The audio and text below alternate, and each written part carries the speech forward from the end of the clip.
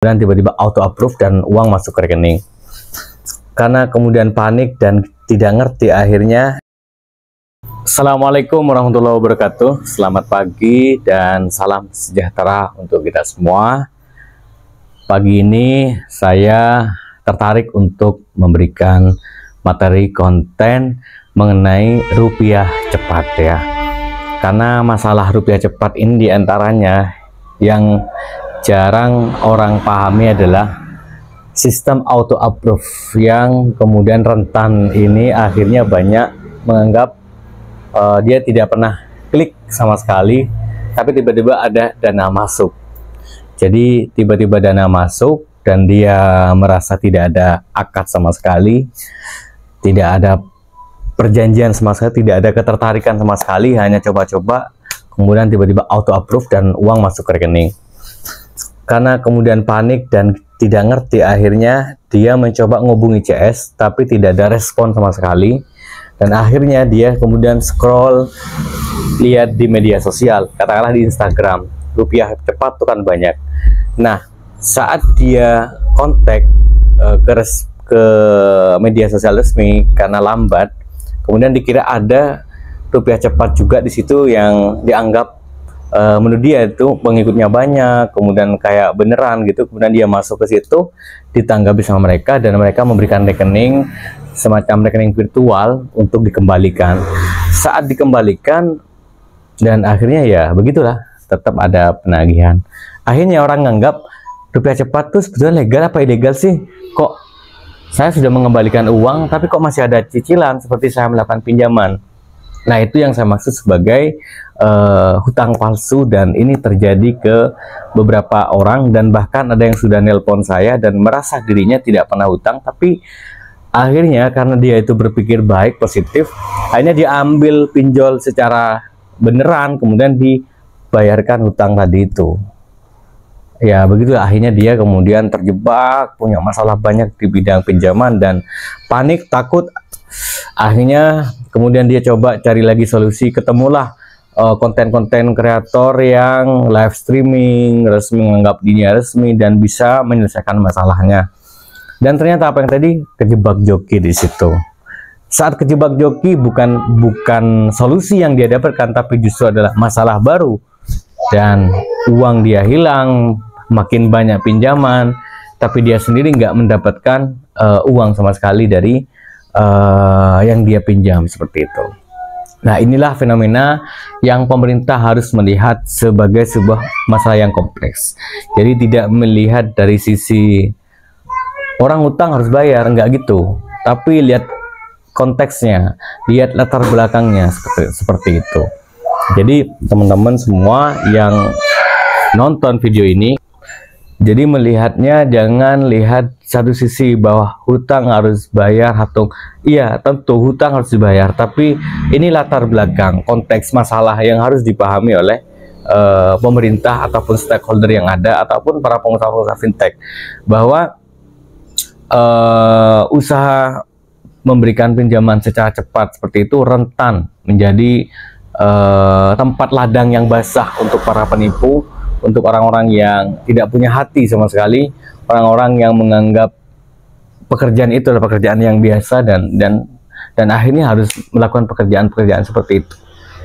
Nah, saya merasa bahwa penting untuk ini disebarkan, bahwa kalau terjadi seperti itu, nah sekarang saya mau tanya ke teman-teman yang mungkin nonton ya, kalau terjadi seperti itu, kira-kira apa saran kalian?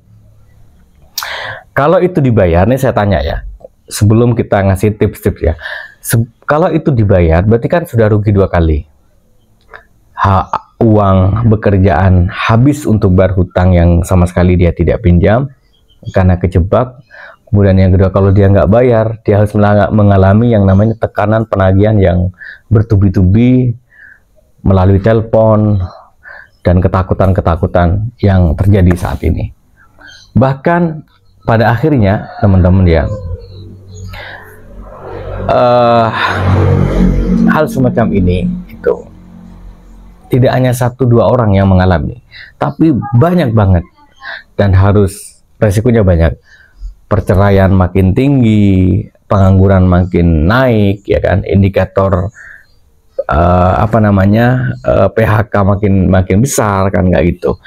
Dan tentu yang rugi banyak orang, pengusahanya rugi, orang-orang rugi, ya negara juga rugi.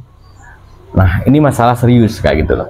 Nah, rupiah cepat sudah berkali-kali dikomplain dan diberikan semacam evaluasi, tapi mereka belum sama sekali mengupdate sistem yang kita lihat kayak gitu. Kalau gitu berarti nggak usah operasi saja. Ngapain kamu operasi kalau kamu nggak bisa melakukan mitigatif resiko-resiko yang terjadi? Jangan hanya kamu mengandalkan proses penagihan yang berlebihan, penekanan berlebihan seperti itu. Jangan mengandalkan karena kamu ikut asuransi misalnya, kemudian hutang dijual kayak gitu. Jadi inilah problem yang harus kita lihat. Nah, yang pertama, kalau dari saya, kalau buat teman-teman yang ngasih saran, tolong dikasih ya di komentar ya. Nanti bisa saya baca dan mudah-mudahan bisa saya kontenkan, dan supaya video ini juga bisa masuk ke semua sektor kayak gitu. Tips yang pertama begini. Karena saya perspektifnya ada perspektif orang beriman ya, orang Islam maksud saya dalam hal ini. Jadi saya anggap apapun yang terjadi di masa lalu adalah sebuah takdir yang harus kita terima. Jadi kalau misalnya ini terjadi kepada teman-teman, ya sudah, terima saja dulu. Terima saja dan tidak perlu berlebihan menanggapi itu yang akhirnya membuat kamu overthinking dan kamu nggak bisa makan, nggak nyaman, bekerja nggak konsentrasi kayak gitu. Udah, itu terima saja. Kemudian yang kedua adalah kamu catat uang yang kamu makan. Katakanlah dari kalau nggak ada yang dimakan ya berarti kamu nggak ambil sama sekali kayak gitu. Tapi kamu harus simpan semua bukti transaksi percakapan dan selama itu disimpan rapi-rapi. Jangan hanya di HP, kalau bisa di print kayak gitu. Di print, ditulis, apalagi ditulis dan segala macam. Nah, kemudian setelah kamu simpan itu semua, untuk menghindari yang penagihan yang berlebihan, kamu privat semua media sosial kamu, privat semuanya. Kemudian berikutnya kamu sampaikan ke teman-teman yang menurut kamu, jangan sampai mereka tahu. Kalau tahu dan menganggap saya begini, artinya kamu itu panik kalau dia tahu gitu. Nah, mending karena pasti otomatis tahu, kamu datangi dia, kamu sampaikan teman-teman yang dekat sama kamu kondisi, ceritakan saja, jangan simpan sendiri. Bukan menggantungkan ke dia biar paham kayak gitu. Biar mereka paham kondisi kamu seperti apa kayak gitu. Nah, setelah itu, setelah kamu ceritakan semua, keluargamu kamu ceritakan, kamu sudah melakukan satu langkah yang baik bagi saya. Kemudian setelah itu belajar lagi, tonton lagi channel Ilmu Finansial di video-video sebelumnya bagaimana mengatasi penagihan. Misalnya datang ke rumah, itu sudah saya jelaskan di video-video sebelumnya, banyak banget. Kamu bisa cari di situ, judulnya ada kan ya. Kemudian berikutnya juga setelah itu kamu coba memperkuat rencana keuangan kedepannya seperti apa kayak gitu. Mulai membuat skala prioritas. Skala prioritas itu misalnya kebutuhan apa yang paling mendesak, kemudian apa yang penting dan apa yang harus kamu siapkan. Misalnya baik kebutuhan primer ataupun sekunder ya, dan tanpa harus ke yang tersier dulu kayak gitu. Nah, setelah itu teman-teman, setelah kamu melakukan itu semua, kamu kerjakan doamu, maksudnya doakan pekerjaan tadi itu. Dengan cara apa? Kamu lebih memperkuat lagi hubungannya bagi yang muslim, misalnya sholatnya diperkuat kembali, zikirnya ditingkatkan kembali, sholawatnya diperbanyak lagi, istighfarnya diperbanyak lagi. Terus begitu lakukan itu. Kemudian setelah itu kalian mulai berinteraksi dengan baik lagi. Jangan takut, jangan berdiam diri di rumah. Kalau kamu sebagai seorang wanita, kamu mulai dekat lagi pada suaminya. Mungkin itu yang membuat kamu akhirnya terjebak dengan masalah-masalah yang mungkin tidak selesai ujungnya kayak gitu. Dan setelah itu lakukan itu sebisa kamu, semampu kamu, dengan konsisten kayak gitu. Jadi jangan hanya karena ada masalah terus kamu lakukan itu, setelah itu selesai kamu nggak melakukan itu lagi. Jadi jangan terjebak di situ. Nah, itu coba kamu lakukan. Setelah itu insya Allah nggak lama, 6 bulan, nggak sampai 6 bulan, insya Allah beres semua. Begitu teman-teman.